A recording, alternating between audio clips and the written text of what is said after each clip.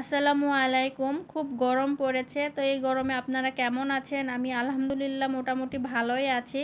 তো খুব গরম পড়েছে তো ভাবলাম এই গরমে একটা শরবত বানিয়ে খাই। তো এখন যেহেতু আমের সময় তো ভাবলাম কেন না কাঁচা আমেরই শরবত বানাই। তো সেজন্য আমি আমগুলো ভালো করে প্রথমে পরিষ্কার করে নিয়েছিলাম। নেওয়ার পর আমের ছালগুলো ছাড়িয়ে নিয়েছি। নেওয়ার পরে তো আমি ব্লেন্ডারে এখন ব্লেন্ড করে নিব। তো আমার জুস বানানো হয়েও গিয়েছে। এই জুস আমি এখন খাবো, আমার বাচ্চাদেরকেও খেতে দিব। আর এই গরমে কিন্তু এরকম জুস খেতে খুবই ভালো লাগবে। আপনারা কিন্তু বাসায় অবশ্যই বানিয়ে খাবেন। বানিয়ে খেয়ে দেখবেন যে কেমন লাগে। এতে আপনাদের মনও ভালো থাকবে, আবার পেটটাও অনেক ঠান্ডা থাকবে।